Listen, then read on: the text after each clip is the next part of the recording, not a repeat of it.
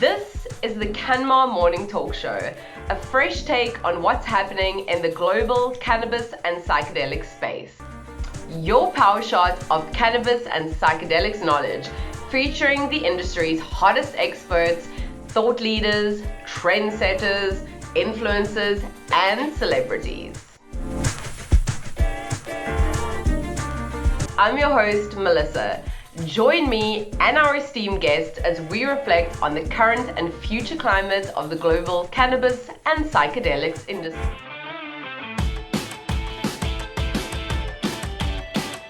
Without further ado, I would like to introduce you all to our guest on the CanMar Morning Talk Show today, Mr. Ben Arn. Ben has been an organizer of cannabis events in Switzerland since 2006. Some of his projects include CannATrade, CB Expo, and the Cannabinoid Conference. He started his career back in 2004 as an activist, collecting signatures for the Swiss Hemp Initiative. He combines his passion for organizing events and connecting people with his passion for the cannabis plant and its enormous potential. We're very excited to talk to Ben today and hear all about what is on the agenda for 2023. Ben, welcome to the CanMar Morning Talk Show. How has your week been this week? Anything exciting happening this week for you? Every day is an exciting day, isn't it? Especially in this industry.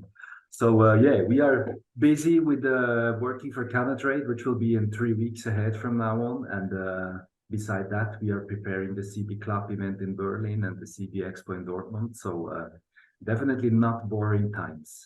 I can imagine very busy, I'm sure. I mean, putting together events are it's not an easy job, but somebody has to do it. And we'll definitely get into those details during our interview today. But I always like to ask my guests, as a customary question, the first thing, just to get to know you a little bit better, your backstory and your journey getting into the industry. Can you share a little bit about this personal and professional journey with us today, Ben? Yeah, sure.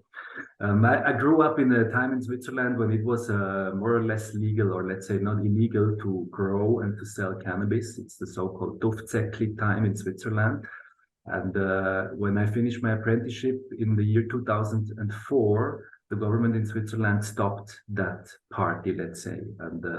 And that was pretty sad because for me, it's very important that this plant is allowed to use, to grow, to plant, to smoke, to celebrate. And so I joined then an activist group who was collecting 100,000 signatures to legalize cannabis. And we managed to collecting this 100,000 signatures, but for sure we lost then the votation. And today it's clearly for me, small Switzerland wasn't ready to legalize cannabis back in 2004, 5, 6. So today I understand, but that's how I jumped into that game. And in 2006, I jumped into CannATrade and started to co-organize it. And a few years later, I became the CEO. And since then, I'm working for CannATrade, organizing cannabis events, and at the same time working for the rehabilitation of our beloved cannabis plant. I love that. It's a great story. And I think, most of us in the industry have some kind of personal connection to the plant as well, right? That's something that I've definitely noticed. And Ben, you mentioned CannATrade, and that's Europe's oldest hemp trade fair, correct? And as the CEO, can you maybe tell us a little bit more about the history of the trade fair, how it came about in the beginning, and how this event has actually evolved over the years? Yeah, sure. It was people a little bit older than me. I was still a school baby then, back in probably 1995, when they started to collect different things out of hemp. It was mostly clothes, food, stuff like that. And they went to different trade shows in Switzerland with the so-called hemp warehouse to bring the cannabis plant back to the people. And this was the time when I already told you, when it was quite legal to grow in Switzerland. So they started in the year 1998 with the Swiss Cup, with the cup to choose the best Swiss outdoor strains back in the day. And they needed a place to celebrate an award show of this Canna Swiss Cup. And so they made in the years 1999 and 2000 the first and the second Swiss Hemp Days. And it was a big success. And back in the days, there were two other fairs in Europe. One was Cannabis Business or Canna Business in Germany, and one was the legendary High Life Fair in Holland. And the organizers saw this, and then they founded CannATrade in the year 2001 as the third Europe hemp fair, and the only one still existing from these three old, I would say that grandparents of hemp fairs in Europe. And until 2008, CannATrade was the biggest one in Europe, mostly because it was allowed to sell seeds. And more or less unique in Europe back in the day. So we had people from all over Europe coming to CannATrade to buy seeds. And in the year 2008, the government in Switzerland stopped the legal sale of THC seeds. And that was basically the end of CannATrade. And today I was, let me say, naive and young enough to not really accept that. So I went ahead with everything. I don't know if I would do it again today, but then I did. And for about 10 years, we were really a small fair. We couldn't pay any salary anymore. And from 2010, we decided to do it in a 2-year rhythm. So only every 2 years, we went into a really small hall just to kept the name and the spirit alive. In general, for the small Swiss hemp industry, for these years until 2016 when CBD came. So we were the first country in the world who really discovered smokable CBD flowers, and we had this chance with going up to 1% THC, and that was like the second birthday of CannATrade, and quasi overnight we grew again into the biggest ever CannATrade we ever did, planned for 2020. And then COVID came. So that was the next that was really? The next little smash in our head. But yeah, when I look back to this story more than 20 years now, it was always up and down. The history of CannATrade is also a bit, is hardly the history of cannabis in Switzerland, and also as an important part of Europe's cannabis history. And yeah, let us see where the journey will go. I love that. And what an incredible journey, for such a long time, 20 years. I think it's really amazing. And I think events like that really become pioneers, and kind of benchmarks that people can create new events in the future, learning what was done right or wrong or whatever the case. And you're involved in a lot of more other events, as you mentioned. I know there's the CB Expo, the CB Club Europe. Can you tell us a little bit about that event as well, or that company, the CB Club Limited? Yeah, sure. It was back in the days under the roof of CannATrade. We always had the B2C part, the B2B part, and also the medical part. And when CBD came, we realized, okay, now it's the time to change that. That with CannATrade, we can go now fully on focus for end customers, recreational cannabis. We're doing joint roll contests and Canna Swiss Cup, and we really focused on the cannabis culture. And that's why we founded the CB company for the B2B business, for serious and professional B2B events. We started that in Zurich in the year 2020, in the middle of COVID, as a very small event, the CB Club, only for 200 people. And it was a huge success. So people appreciated the quality of the event.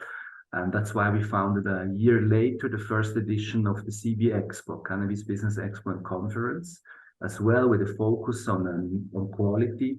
The content is the most important thing at CB Expo. We have at least 3 stages where we do different program parts, from education to the panel discussions to master classes.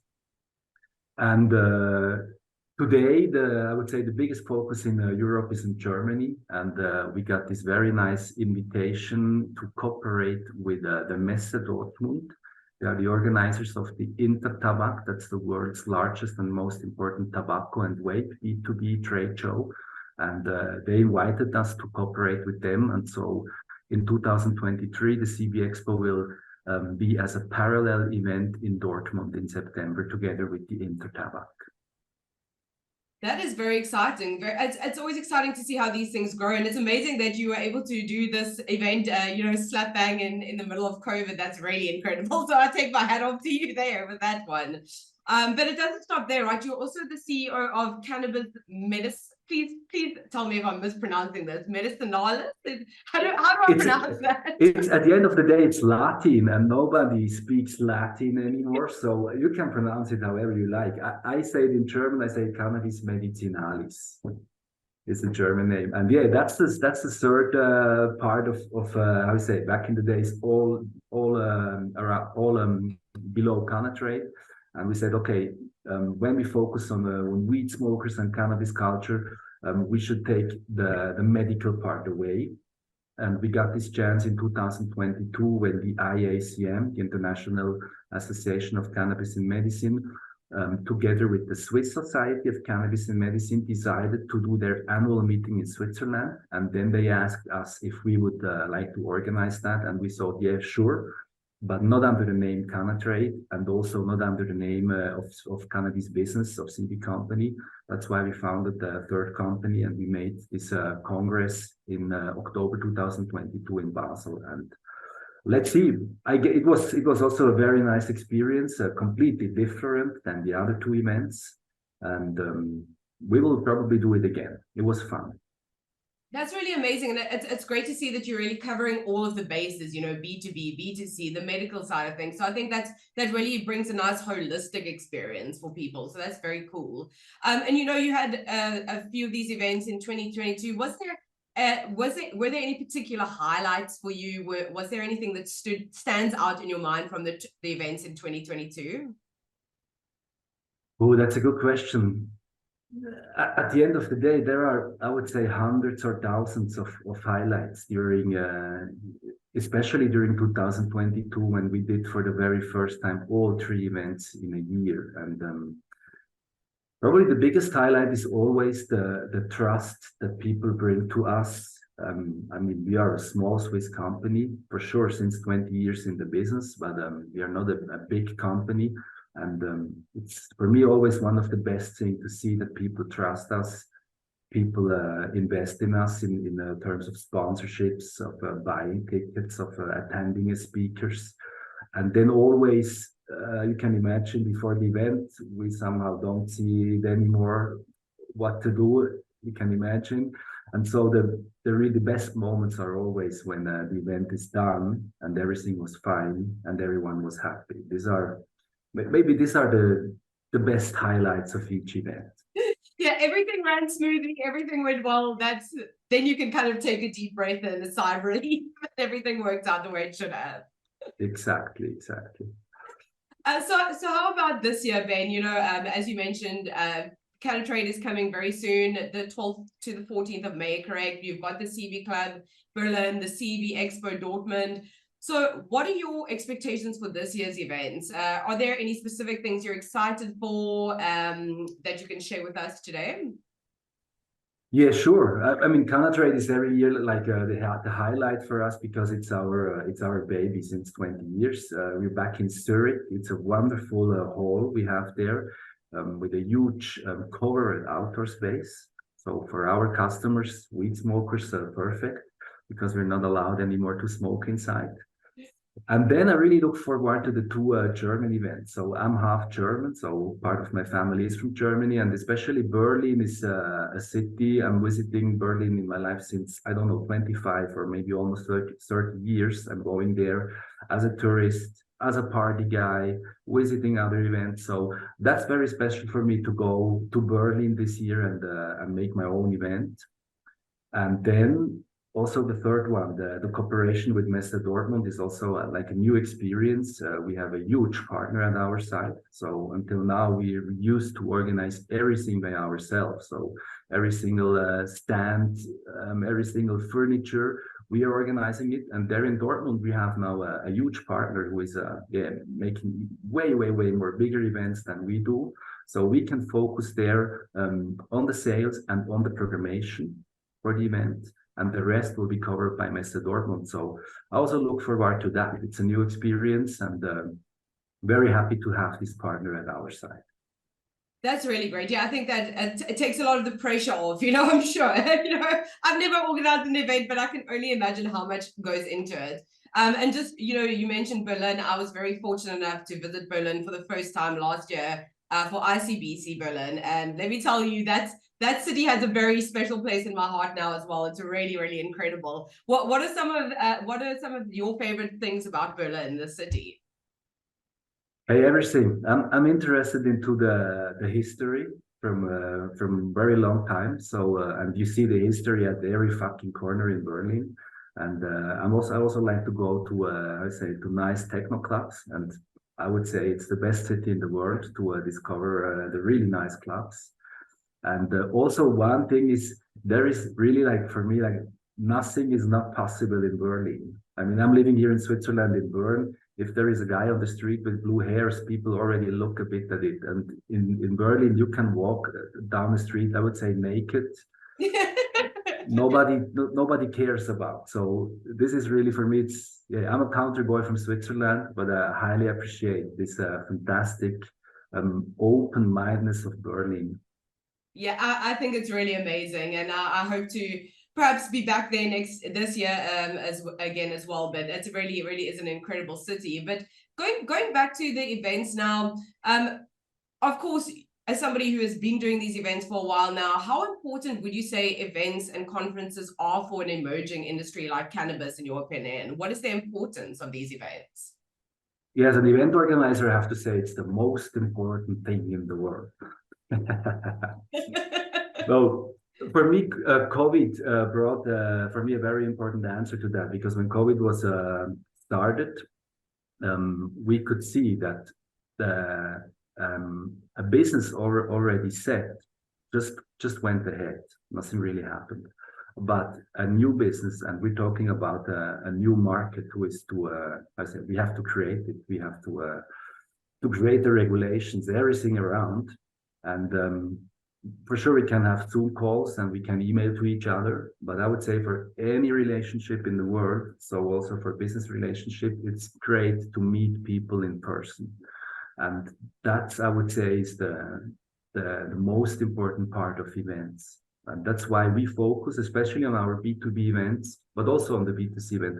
We focus on creating the nice atmosphere next to an interesting program, next to deliver the right chair and the right table to the exhibitors. I would say that's the most important thing, creating the atmosphere, for sure inviting the right people, that they can meet each other, that they don't need to, be stressed because they're hungry or they're missing a chair at their booth, but can focus on spending time with old or with new business connections.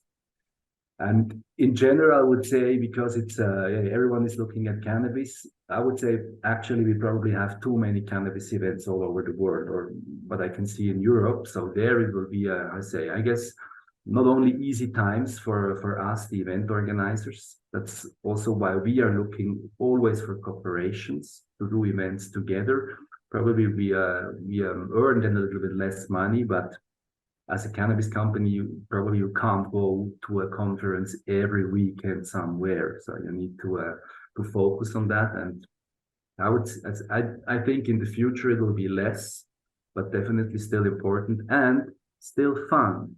That's what I see too. Many people are in this industry, as we said before, because they have a background or a touching point, a personal touching point to cannabis. And that's what I see and also enjoy when I go as a visitor to a fair or to a conference, to have fun with each other. Yeah, we are people on Earth. Even if we work as fuck, we should take our time to enjoy together, smoke a joint together, drink a beer together. And for that, I also, focus on my conferences to make that possible. I love that, and I think that's very true, and that's definitely something that I think COVID taught us. As you said, we became really starved for human connection, right? It's not the same when you're only talking to people online. So I really do agree with you on that one. And it's a very interesting point that you brought up about the event industry is getting oversaturated, you know. So it's nice to see people working together so that we can still keep these things going. I think that's really important. And at the end of the day, as you said, it comes down to networking. That's essentially what we want to do, right? Do you have any networking tips and tricks that you could share with people who are attending events? Ooh, networking tips. I do it like that. I try to be myself like I am at home. Maybe not like I am at home, but not to play a role, but to say what I think, to say what I feel. And for me, it's always nice when I go somewhere new. It always starts like from one to the next to the next. Like go with the flow. Go with the flow. Don't play a game. Enjoy. Be honest. And that's how I met. I don't know how many hundred or thousand people in the past few years, and that's how I met really really good friends over the past years. Really good business connections. Absolutely. You know, I think that it's, yes, we're there to network and do business, but you can really get some amazing friendships out of this experience as well. You know, that's something that I've definitely learned, and I love that. And I think that's the nice thing about this industry, cannabis. I think that, you know, it is really a community. You know, we all kind of want to drive things forward and make things better for the industry. So I think that's a really wonderful thing that you get to see at these events as well, right? Absolutely. So you know, you've mentioned a little bit about creating this kind of well-balanced, well-curated program for these events. Are there any specific topics that you're excited about, that you get excited about, or to talk about, or panels that you are interested to see this year, you know, in 2023? Yes, I mean we're talking about Germany. A few or 2 weeks ago, they announced the next Eckpunktepapier, which was on the first view pretty disappointment. I say this excuse me, my English is not super good.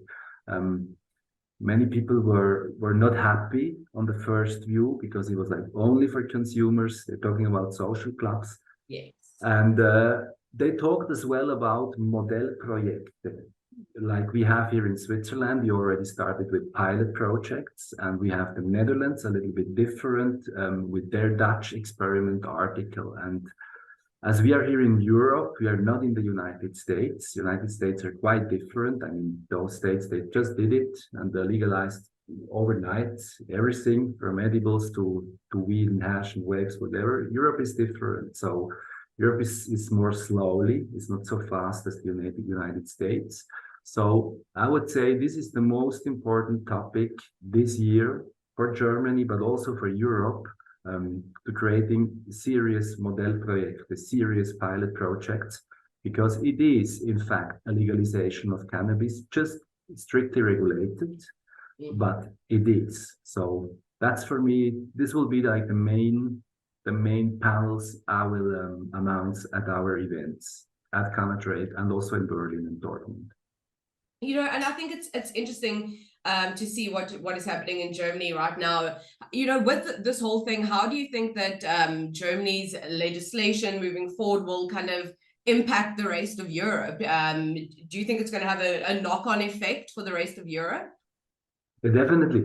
Germany is the biggest country in Europe. It will be the biggest market in Europe.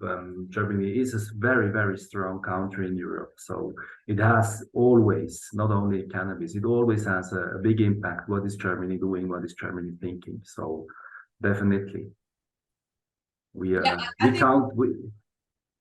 Excuse me? Yeah, sorry, no, carry on. I just wanted to say, we count on Germany now. Yeah, absolutely. And I think it's going to be very interesting to see what happens. I think the whole world is kind of watching, right? We're all waiting to see what's going to happen. Yeah. And yeah, I'd love to talk more a little bit about the legislative side of things. But before we get into that, just, talking about people attending these events, an interesting question that I came across was, do you think it's important to try to attract people from outside of the industry to attend these kind of events, to learn more about the industry? What are your thoughts on that? I attended an event here in South Africa, which was B2B and B2C. So it was also very interesting to see just people coming, just regular people coming to watch, the panels and that kind of thing, or maybe people who are coming with their friends who know nothing about cannabis. So I thought that was very interesting. What are your thoughts on that? Very important, very important. If I have a look to the B2C event, to CannaTrade, 10 years ago, we, let's say, only had the stoners and the home growers and the cannabis, the cannabis culture. Today, I always tell the people, also my mom is coming to CannaTrade because she learned about CBD, she learned about the medical effects, and it is interesting at the end, I would say, for everyone, because everyone is drinking and eating and wearing clothes and probably living in a house, having a car, need gasoline. So hello, we have all the answers in one plant, let's say. And same is for the B2B events. We need companies from, let's say, outside the industry, from security, as well there, like building companies, as insurances, whatever. So we need all of them, and we are a business model for them too. So very welcome to join these events. And also on the third, for sure, medical, pharma companies, medical doctors, pharmacists. So yeah, please join the events and learn what we can do with cannabis in regard of a medical use. Absolutely, 100%. I totally agree with you on that point. And of course, you also attended and spoken at many events around the world, right? So I'm curious, what are some of the differences you see between different events around the world, the bigger ones, the smaller ones, and how does Switzerland fare as a venue for events compared to other countries in your experience? Yeah, I really know many cannabis events and trade shows, especially in Europe. I have also attending a few in the United States, but mostly in Europe. And it's always a mirror of the country itself, of the culture of the country itself. If you have a look at Spanish culture, it's loud, it's crowded, people are dancing, people are smoking everywhere. So never possible at CannAtrade. We're in Switzerland. It's proper, it's clean. There is music, but not so loud. Yeah, we have fun. We drink a beer, we smoke a joint, but on the half loudness than in Spain. So very interesting, I guess. Yeah, you can see the culture, you can see the country where you're in. You don't need to know where you are. You just see and feel it where you are. I really like that. That's you put that so perfectly. I really think that's very, very true, because each country is different, right? And I think that's the nice thing about getting to attend these events in different countries as well and see how things are different. So let's change lanes a little bit now and talk a little bit more about Swiss cannabis. You have taken us through a little bit of the history behind Swiss cannabis. So maybe you can talk a little bit now about the current state of cannabis in Switzerland. What are some of the touch points or challenges that you're currently seeing, and what do you foresee for the future of Swiss cannabis? Mm-hmm. Yeah, one huge challenge actually is the CBD story. The flowers are legal, no problem. You can buy them at every gas station and in every supermarket. But the oils are not regulated. You know all about the novel food restrictions, so you can't sell them as food. And we have strictly laws regarding healthcare products. And actually, it's a huge fight between the government, let's say, against the hemp or the CBD industry to forbid these oils. But we have, I would say, thousands of people consuming CBD oil, and nobody is dying out of it. But many people have really, really great effects and benefits of it. So that's I say, a not easy challenge actually.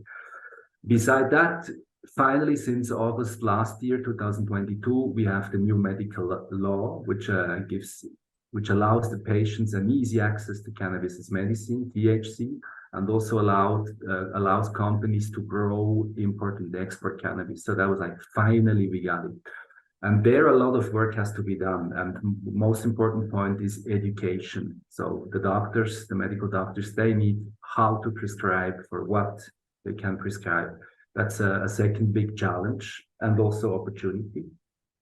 And then if you have a look at the recreational cannabis part, we started with these pilot projects, which I see as a really, really great opportunity.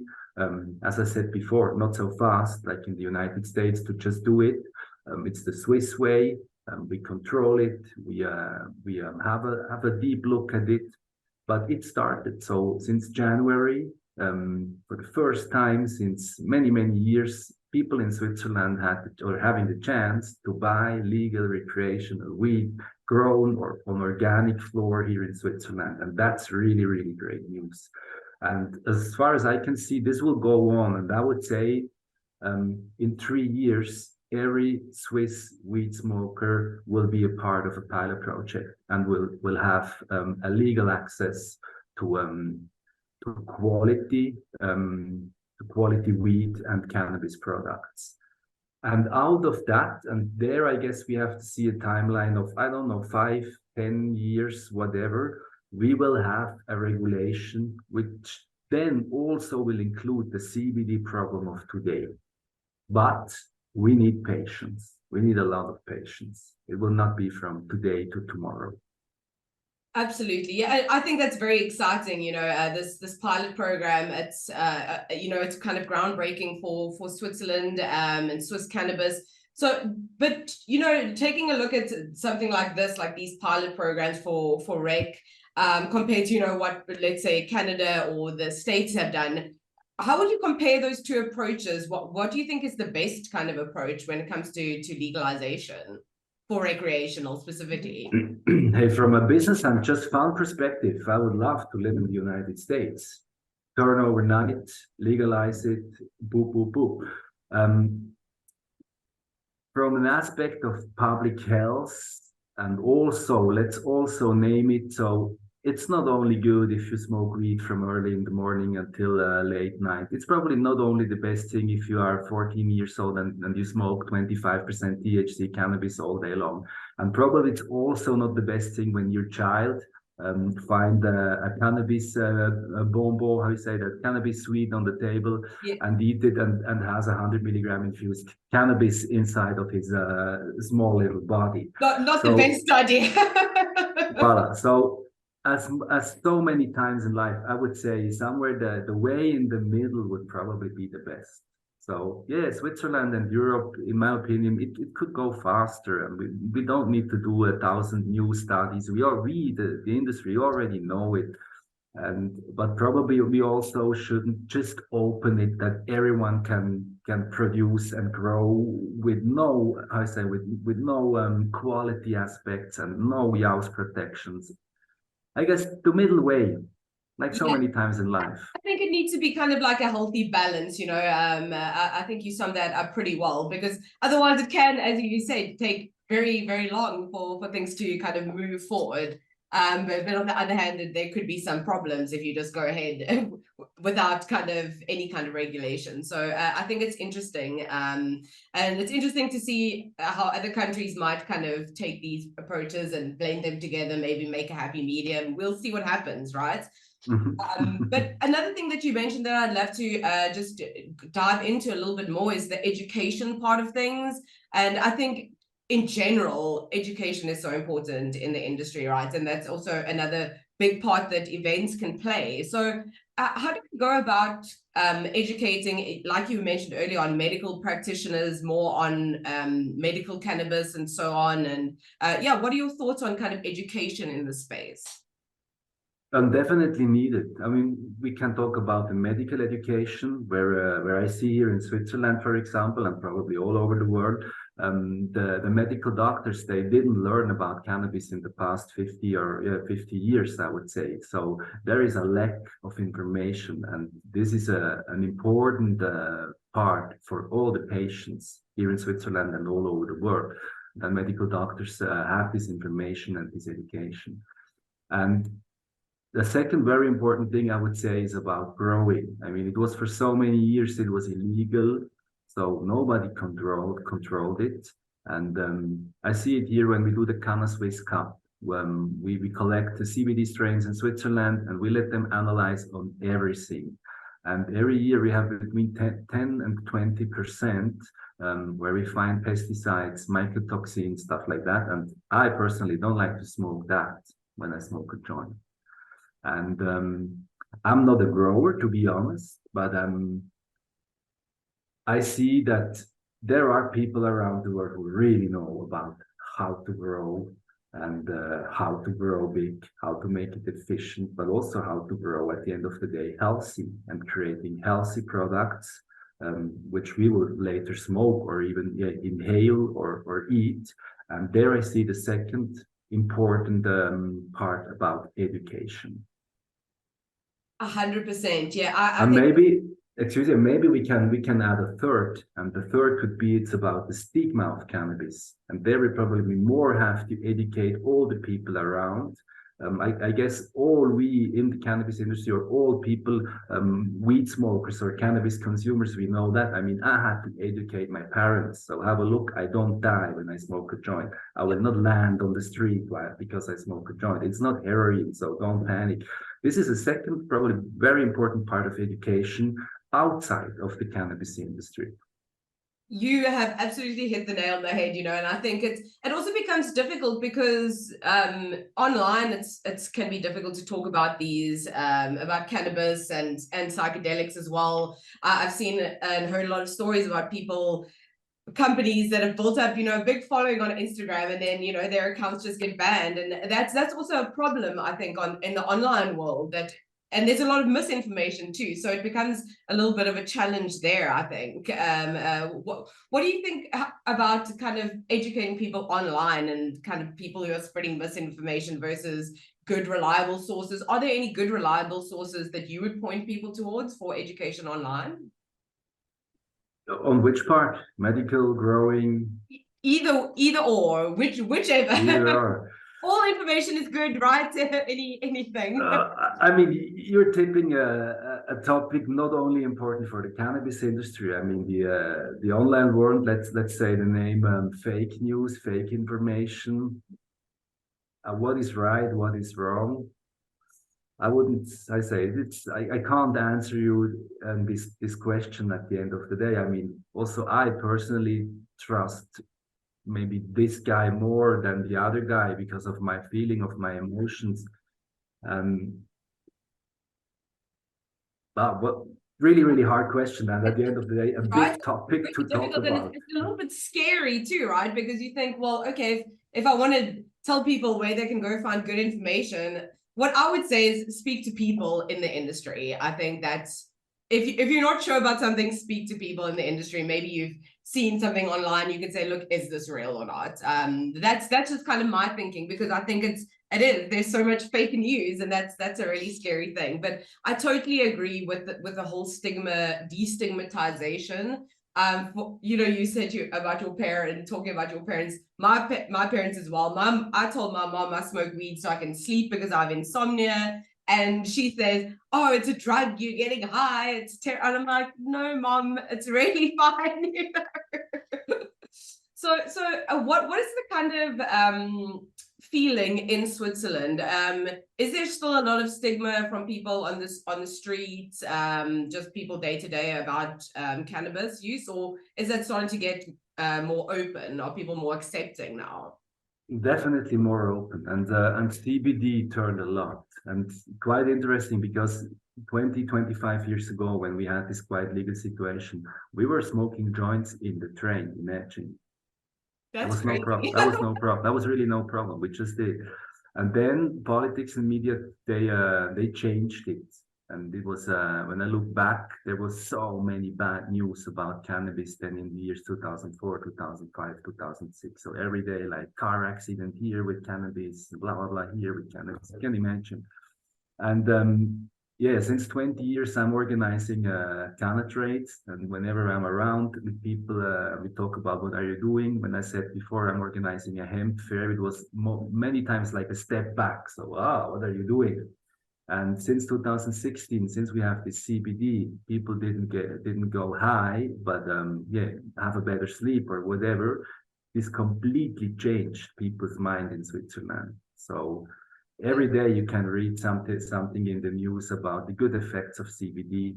Um, and I feel that in my daily life, that people do now a step to me like, oh, CBD, let me ask you, blah, blah, blah, cannabis. So it changed a lot. And I would say also like my generation, we grew up in this legal atmosphere. We know definitely more about drugs than my parents did or their parents did. So it's changing. And I would say I'm now 40 years old soon. If I live, I say, an average life, and if I would get 80 years, I would say I will live in a world where it's legal to consume and make business with cannabis, but also with psychedelics. I guess this will be the next thing. Also, I see it a bit for me, which I have to take care about when we legalized cannabis. It's the next thing, and yeah, world is changing, minds are changing. And that's a very exciting thing, right? It's very exciting to see, and I think things have changed a lot over the years, and it's really amazing. And I think that's a really great thing about being part of the industry as well, is getting to see how things change. And it's interesting you brought up psychedelics. I'm interested to hear your thoughts on, what you think could the future of psychedelics be in Europe or even in Switzerland, for example. I mean, the conversations are happening globally now. It's the next big thing, right? It's the next big thing, yes. And Switzerland is very close to that. It was last weekend was the 80th birthday of the discovering of LSD by Albert Hofmann here in Basel. And since not sure, since 10, 15 years, you can get a special license in Switzerland for a medical therapy with LSD, MDMA, or psilocybin. And the results of that, they are incredible. You may know about that, but for me, it's fantastic what I learned there. And I see it now also here in Switzerland in the medias. It is a topic. So medias are talking about, are writing about them. The more and more people are aware of the positive effects. And yeah, I guess it will need another, I don't know, 20 years from now on, until we might have a legal recreational market too. But we already have at least a medical one. And also there, if we look to the United States, the first state started with the legal recreational use. And DMA is in, I don't know, phase 3 study now. So it's coming. Patience, but it's coming. Absolutely, absolutely. And I think that it's another exciting thing to watch out for and see what happens in the future. I think it's, as you said, there are some really amazing scientific results coming from these studies. So I think if we can only go onwards and upwards from here, right? Absolutely. And looking ahead to the future, Ben, what are your plans and hopes for the future of CannaTrade, CB Expo, all the events that you're involved with? What are your kind of hopes for the future, maybe in the next 3 to 5 years? Boy, that's a good question. I mean, I love what I do. So organizing events is my passion since I'm 11 years. That's when I organized my first school disco. And cannabis is my second passion. So I met cannabis when I was 14 years old, I would say. And then I say that bring those two passions together and organizing events. What is my goal of it? Probably for the future, I'm looking forward to a time where I work a little bit less. Let me say that Sure, you're very busy man. The past 6-7 years, it was like weekly 6 to 7 days a week, because it was so much to do, not only on the event level but also on the political work. So I look forward to establish these events a bit, that I might take a little step back in about 1, 2, 3 years and to hopefully then be allowed to have a look how my cannabis plants are growing in my garden legally. That would be fun. That would be fun. Yeah, fingers crossed that happens, right? And I'm sure that especially during this time, there's a lot happening, and eventually you have to think about just taking a step back and kind of taking it all in and everything that you've achieved, which is really amazing. So you should be allowed to enjoy the fruits of your labor. Thank you, Melissa. So Ben, as we started kind of wrap things up here today, I'd like for you to perhaps give us some advice to people maybe starting out in the industry as a cannapreneur or cannabis entrepreneur, however you want to put it. Do you have any words of wisdom to share with people who want to get into the industry and do really well in the industry as you have? Probably not only for cannabis industry, but in general, I would say the most important thing is to believe in what we're doing, no matter what we're doing. To believe and to have fun what we're doing. And then second, it's always nicer together than against each other. Even if we have maybe $1 less at the end of the day, I would say that would be my advice, and also a little bit my wish to the future, because it just makes more fun if we do it together. 100%. I totally agree with you. And that's something that I always say as well. Like we're all here to move things forward. Instead of competing, let's work together. And as you said, it is more fun when we can do things together instead of the negative energy that comes from competing, right? Absolutely right. So Ben, I just want to say thank you so much for taking the time to sit down with us today on the CanMar Morning Talk Show. Is there anything else you would like to add before we end? Any final thoughts that you would like to share with the CanMar audience? Yeah, first of all, I want to say thank you, Melissa, for the time. Thank you for having me. And to the audience, thanks for listening to us. I hope it was a bit of interest. And everyone who's listened to, very welcome to join our events and to say hello.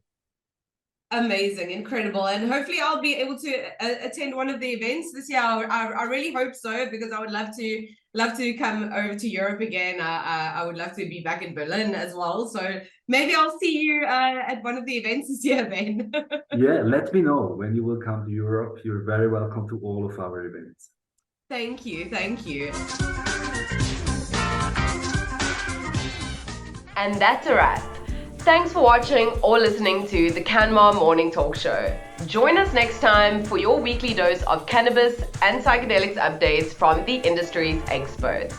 But wait, before you go, did you know that CanMar is leading global change within the cannabis and psychedelics industry? We are building customizable ecosystems, providing solutions to recruitment, offering regulatory and compliance services, and community hub for the global network. Some might say we are the future. If you haven't already, download the CanMar Hub app or check out our website at canmar.io to see what we're getting up to. And if you haven't subscribed yet, please hit that subscribe button below to hear more juicy insights from the movers and shakers of the cannabis and psychedelics industry.